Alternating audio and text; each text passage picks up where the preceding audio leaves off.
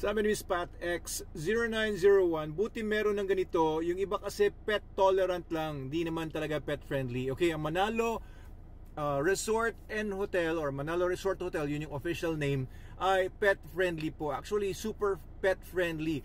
Dahil ito ay create ng Manalo K9. Okay, Manalo K9 has been in business since 2007. So, 18 years na rin po. We have been in the business of dogs as well as cat food. Meron din kaming cat litter, dog food, etc. So, hindi po pwedeng hindi kami pet friendly. Ayan. So, this is probably going to be the pet friendliest resort hotel sa buong Pilipinas, if not the world. Ayan, gagawa tayo kasi maraming activities for pets, mga pet owners, para meron tayong mga kumbaga iba tayo sa ibang mga hotels and resorts. Okay, so meron tayong pet pool, but we will still be renovating it. Baka hindi pa natin i-open itong March 15, pero pansamantala maglalagay tayo ng mga simple mga pools, no? Yung mga maaaring yung mga ano lang, yung mga rubber or mga plastic pools lang muna for pets, kasi yung pools po natin na pang tao ay hindi po yan pwedeng pasukan ng mga pets. Okay, the pets can be outside, and pwede rin available yung mga cottages natin and mga rooms natin, hotel rooms, pwede po ang pets dyan. Of course, no, iwasan ninyo na wag naman ihian yung kama ng mga pets natin,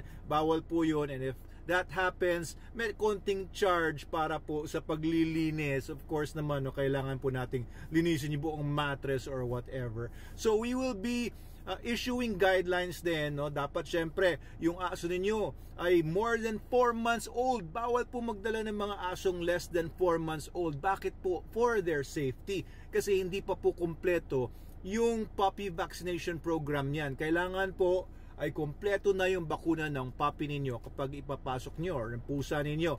So, we will also be requiring them to have anti-rabies vaccine, of course, na updated. Ito guys, updated vaccines. Ayaw kasi natin na makakuha yung mga aso ninyo ng mga ibang mga sakit doon sa resort, no? Baka makakuha sa iba or what, no? And of course, open ground yon. Marami kasing mga lupa doon. So, ayaw natin na makakuha ng kung ano-ano. Of course, deworming. Kailangan updated ang worming ng aso ninyo kasi lupa nga yun. So, hindi naman natin maiwasan na maaaring makakuha ng mga worms yung aso nyo by walking around, no? Walking around the resort. So, keep your dogs also always supervised. Dapat laging naka-leash. Okay? At pagka as much as possible naka-diaper po. And of course, kapag magpupo yung aso nyo at magwiwi sa mga halaman, kailangan banlawan yan kasi very acidic ang ihi ng aso. Baka mamatay po yung mga halaman natin kung meron tayong mga tinanim doon. And yung pupo ay syempre dapat maging responsible po tayo. Bring doggy bags na pwede pong pangpulot ng pupo. Okay, so sa mga dog owners, mga pet owners na magdadala ng mga pets nila doon sa resort, you're very much welcome. We're very happy to see your pets also. Pero, be responsible lang. Ayan. May nagtatanong, ilang pets ba? Ilang dogs daw ang pwedeng dalhin? So, that's a good question. You can bring how many dogs you can as long as kaya mo silang kontrolin. Okay, we don't want any accidents to happen. And, of course, no, we will be removing dogs who are unruly. So, kailangan yung aso po ninyo, ipatrain nyo na sa Manalo K9 bago dumating yung outing day ninyo. At least crash course for basic obedience para hindi unruly yung aso nyo. Baka makakagat pa doon o kaya hindi nyo makontrol. Bawal po yun. For the safety of everybody, para po happy ang lahat, hindi lang kayo.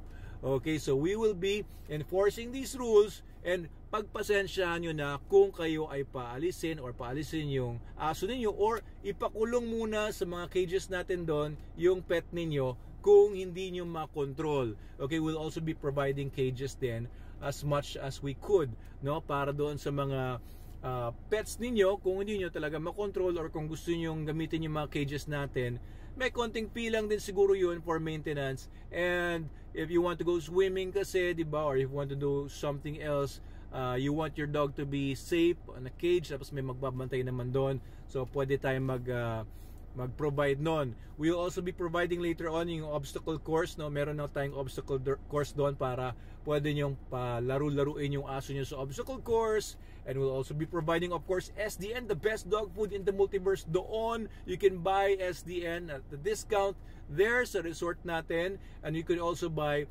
Super Dog Soap and all our products magiging available po doon. Pati mga merch po natin available po sa resort. It's going to be the pet-friendliest resort sa buong mundo. So please come for the soft opening muna para meron kayong 50% discount sa entrance, sa cottages, and sa rooms. 50% sa March 15, 2024. March 16 to March 24, meron po tayong 30% discount. Ilagay ko po sa caption ang mga rates po natin para mabasa po ninyo. So I hope to see you soon. Lagi po tayo dyan. Kita-kita na lang tayo sa pet-friendliest resort in the multiverse, Manalo Resort Hotel ng Manalo K9.